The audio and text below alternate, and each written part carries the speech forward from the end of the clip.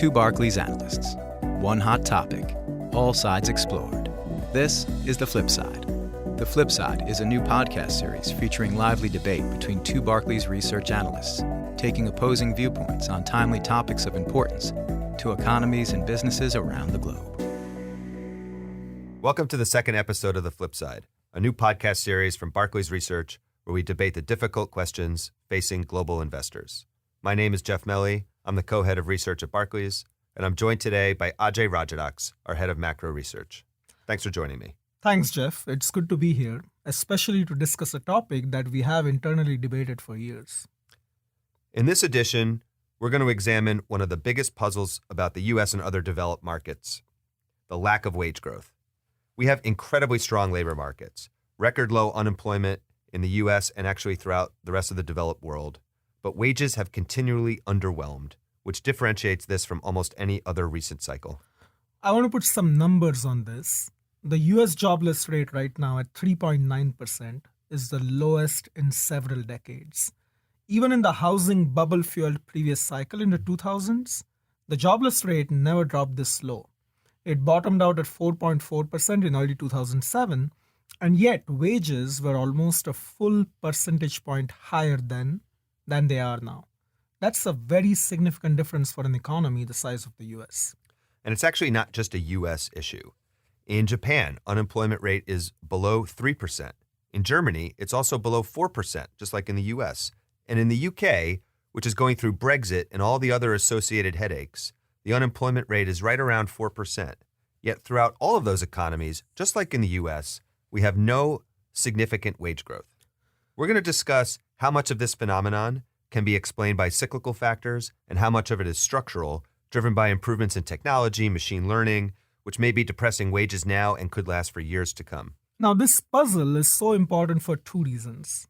First, the lack of wage growth has been a big contributor to the growth of income inequality. Labor's share of national income has fallen across countries as wages have stagnated and corporate profits have risen. Workers are just not benefiting from this long expansion the way one would expect based on previous business cycles. This has had some obvious economic and political implications, and it's clearly been a factor in the rise in populism across the developed world. You could look at some big events like the UK's decision to withdraw from the EU, or the current U.S. administration's focus on reducing the U.S. trade deficit and reworking our trade agreements, as both being linked in some way to this stagnation of incomes that has permeated the developed world. At the same time, though, given just how tight labor markets are now, it is possible that we could get too much of a good thing if wages start to rise too sharply after not rising for much of this cycle. We think central banks are looking at wage growth as the canary in the economic coal mine. Higher paychecks are a potential catalyst for a general rise in inflation, which we would expect to be met with aggressive tightening. Eventually, the effort to fight inflation often tips an economy into recession. And look, it can either be the result of tighter policy directly, such as in the early 80s under Volcker, or it could be that higher rates expose some fragility in the economy, like what happened around the housing crisis, or as the dot-com bubble burst at the turn of the previous century. Right, which is why this cyclical versus structural question is huge. Financial markets have benefited greatly from the lack of inflation and from the accommodative monetary policy that has accompanied it. Economic growth has been steady, corporate earnings have risen, and equities have had a great run. At the same time, losses in fixed income have been limited since the economy just doesn't seem to be heating up. Certainly, some additional wage growth would be a welcome addition to this mix. But, like you said, Ajay, if it picks up too much, a lot of these market benefits could unravel very quickly. Central banks have to get more aggressive, rates have to rise, and the equity markets could fall sharply. True. But on the other hand, if wage growth has been depressed mainly by structural factors and not cyclical ones, and is not set to spike, then there is no reason why status quo shouldn't continue. An unemployment rate that continues to dip lower, healthy job creation, well-behaved inflation, and central banks remaining accommodative. This is a world where all-in yields remain low and equities continue to do well. The economy is neither too hot nor too cold, just the way Goldilocks would have liked it. From a financial market perspective, equity markets can continue their run even as losses in fixed income stay limited. Admittedly, from a political perspective, it would mean, though, that the political forces unleashed by stagnating incomes in the last several years are here to stay. Well, that leads us to our main questions. Why is wage growth so low, and is that about to change? I'd say there are two main classes of explanations, cyclical and structural. We're going to take each in turn, starting with the cyclical. And one thing to keep in mind is that this cycle has been characterized by premature calls for a return to inflation, really from the very first quantitative easing programs announced at the very start of the financial crisis. Any cyclical explanation has to address what forecasters have gotten so wrong for so long. I'm going to lay out the cyclical argument, which is basically standard economics with a little twist around recoveries after a financial crisis. Financial crises are characterized by severe job losses and very slow recoveries. This makes measuring the true level of slack in the labor market quite difficult. People leave the workforce, they don't show up in official statistics, but they're out there ready and willing to work if and when the environment improves. So the mistake that the bond bears and the inflation hawks have made in prior years wasn't that wages won't rise once slack in the labor market was exhausted. It was that they underestimated labor market slack. So the fundamental tenets of economics still apply. Once we run out of workers, we're going to have to start paying them more. It's just that there were more available workers out there than people realized. Our recent research shows that 5 million workers withdrew from the labor force during the crisis in the U.S. alone. Now, a little bit of that is because of demographic trends. So the U.S. has an aging workforce and some people enter retirement, so you lose some workers. But the majority of those people withdrawing from the labor force was disheartened workers who are dropping out of the economy. Now, after several years of healthy labor markets, we are finally back to trend participation just this quarter. To sustain the current pace of employment growth, which in the U.S. is averaging about 200,000 jobs a month, we're actually going to need participation rates to rise above trend. Now, that's possible. In fact, I would say I expect it to happen. But at this point, it's not going to be enough that the jobs are simply out there and available. To draw more people into the labor market, it's going to require higher salaries. All right, hold on though. I have an issue with that explanation in that it presumes an all or nothing process. If there are some potential workers out there, salaries don't budge, and once there is no one left to be hired, wages rise rapidly. I think that oversimplifies the process. Any given job requires a specific set of skills. And as the unemployment rate falls, some jobs get harder to fill, and those wages rise, even if aggregate slack remains. We should have had measured wage inflation well before now, even if it wasn't happening in every region for every job. And remember, that was exactly what the Fed thought would happen for a long time, which is why they have been forced continually to reduce their estimate for full employment. Anecdotally, we've heard for years that companies cannot find workers in many states, skills mismatches are rampant, some firms are hiring felons, etc. But the fact remains that this has not translated into aggregate wage growth yet, and that remains a hurdle for the cyclical narrative. If you want to look past anecdotes, consider one data series. The skills mismatch series in the US, the JOLTS survey, is at all-time highs, and people will point to that as indication that wage growth is set to spike. Here's one problem though. That series has been making new highs since late 2015, and yet we are where we are on wages. Well, I'm not really so sure that what you described there, Ajay, isn't behind the modest wage growth that we have seen. Right now, I think we have a tale of two economies, a high skill, high wage economy, and a low skill, low wage economy.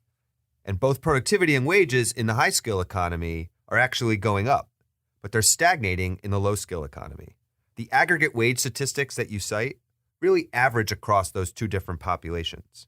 So now think about those people who are entering the workforce, the ones who were pushed out during the crisis. They are less likely to be software engineers at Apple then they are likely to be competing for jobs where that skills gap is less of an issue. That means the broad-based wage gains don't happen until we've worked through that supply of potential workers, which, I'd point out, we seem to have just done this quarter. I'd also add that the U.S. just passed fiscal stimulus, and we're flirting with a trade war, which was the subject of our previous episode of The Flip Side. Trade war could lead to reduced trade and higher prices. I don't think it's that hard to foresee an inflection point where wages go from not really rising at all to rising so fast that the Fed reverts to a more normal hiking cycle. And I definitely don't think that markets are prepared for the reality of 8 to 9 hikes a year instead of 3 to 4. Yes, there could potentially be an inflation impact of several tenths of a percentage point in a really bad trade war. But even that would be a one-time shock to inflation, which central banks will almost certainly look past, just like they did in 2012, when a big run-up in oil pushed up core PCE inflation in the US about 2% for a few months. Bigger picture, there probably is some cyclical component to wages. But the lack of any real aggregate wage gains through 9 years of expansion, through a period where the unemployment rate went from 10.5 to below 4, suggests that something structural has changed. You spent some time on the cyclical side, I want to do the same on the structural side. And the one structural factor that I really want to emphasize that I think has broken the link between wages and the unemployment rate is technology and how that is affecting work. Well, Ajay, I get a bit nervous when people talk about technology and work. There is so much noise out there about how humans are about to get replaced by robots. Besides the irony of talking about the disappearance of work at a time of record low unemployment rates basically throughout the entire developed world, I think that argument ignores our historical experience with technology more or less since the invention of the wheel. New innovations do not displace humans in the workforce. People have been making doomsday predictions about the disappearance of work since at least the Industrial Revolution. In the U.S., President Johnson actually commissioned a panel to study this issue in the 1960s. These predictions have never come to pass, and I don't suspect they will. On that one point, Jeff, I agree with you. In fact, I think that line of thinking that technology displaces labor at an aggregate level completely misses the point about why technology actually does matter to labor markets. It's not in jobs lost, it's in wages depressed.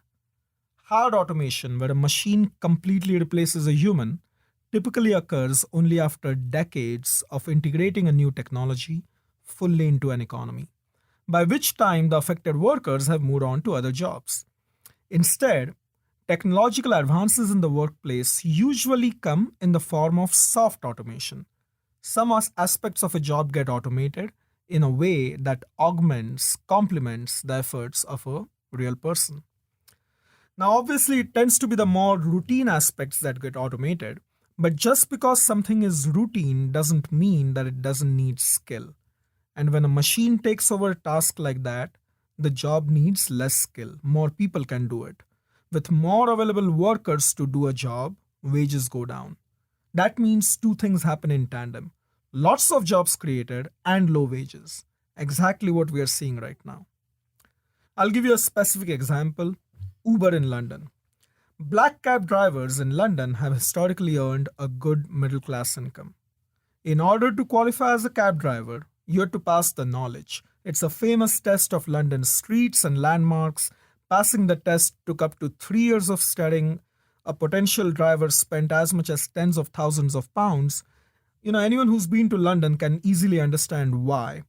And so, there were only so many cab drivers at any given time. And then you know what happens? The combination of smartphones, GPS, and Uber completely changes the game. All of a sudden, the only skill needed to drive a cab in London is apparently the ability to drive on the wrong side of the road. And guess what happens after that? The number of drivers explodes, employment increases because of Uber drivers, but wages for existing black cab drivers collapse. That's a clever example, and I think it is clear that Uber caused both a rise in employment and declining wages. Actually, it did basically the same thing here in New York City, but for a different reason. New York is a grid, so memorizing the streets isn't really the issue. What Uber did was effectively break a monopoly that taxis had on ride hailing.